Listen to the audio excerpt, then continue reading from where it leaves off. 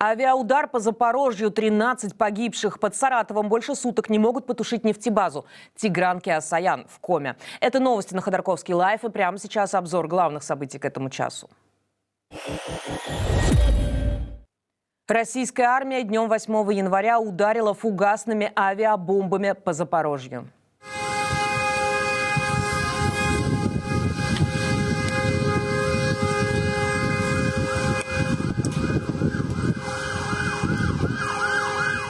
На данный момент известно о 13 погибших и 113 пострадавших. Госпитализированы 59 человек, 10 из них в тяжелом состоянии. И глава военной администрации Запорожской области Иван Федоров сообщил, что удар был нанесен по промышленному объекту. Судя по видео, это главное административное здание компании «Мотор Сич». Она, в частности, занимается ремонтом и обслуживанием авиационных газотурбинных двигателей для самолетов и вертолетов. Эту атаку прокомментировал президент Украины Владимир Зеленский. Це знов демонструє, що насправді потрібно Росії. Вони хочуть тільки війни і тільки жертв. Саме тому жодного дня не можна втрачати, треба тиснути на Москву, треба примушувати Росію до миру. Всего за минувшие сутки российские войска нанесли 333 удара по 12 населенным пунктам Запорожской области. В Энгельсе тем временем разрастается пожар на нефтебазе «Кристалл». В ночь на 8 января по ней ударили украинские дроны. Мы прям 5 секунд успели убежать оттуда. Как раз прям на месте. Уточню, что Энгельс находится в Саратовской области. При тушении пожара уже погибли 2 спасателей, еще один пострадал. В городе введен режим ЧС. Губернатор региона Роман Бусаргин заверил, что показатели воздуха в норме, угрозы жилым домам нет. По данным телеграм-канала ШОТ, ВСУ атаковали Саратовскую область беспилотниками «Бобер». В общей сложности дроны несли более 100 килограммов взрывчатки. В Москве в среду вечером загорелась Мормонская церковь Иисуса Христа святых последних дней. По данным источника телеграм-канала ШОТ, огонь охватил крышу здания на улице Врубеля. Площадь пожара составила 300 квадратных метров. На месте работали 40 сотрудников МЧС и 11 единиц техники.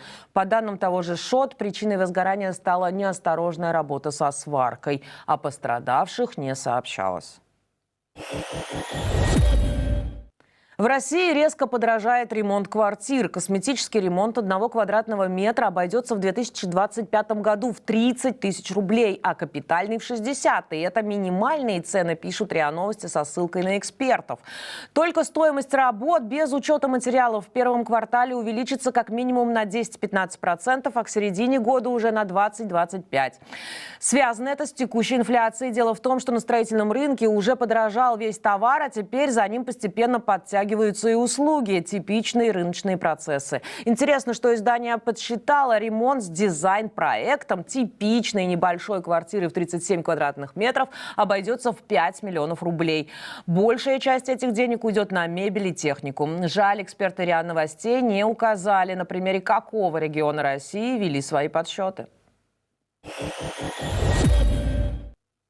Маргарита Симонян рассказала, что ее муж Тигранки Асаян находится в коме. Она написала об этом в своем телеграм-канале в среду вечером. Процитирую.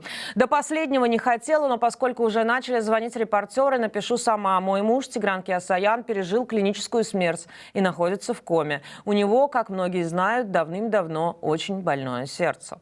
Тигранки Асаян когда-то был режиссером, снял, например, такие известные фильмы, как «Бедная Саша» и «Ландыш серебристый». В союзе с Маргаритой Симонян он окончательно перешел к пропаганде. Работал на НТВ, ведущим программы «Международная пилорама».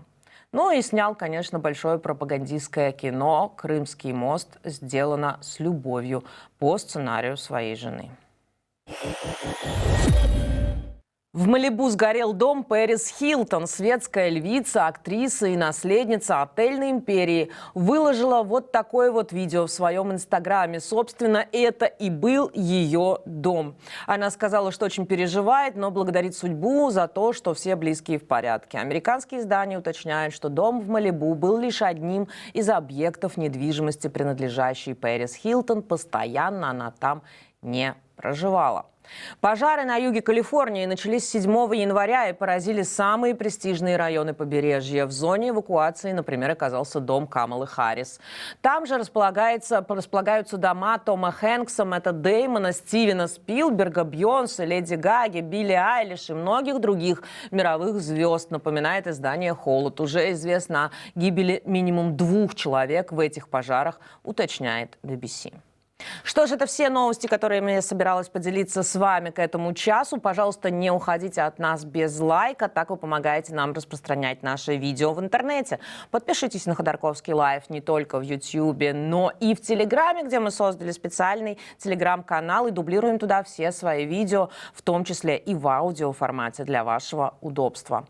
Комментируйте нас и скоро увидимся.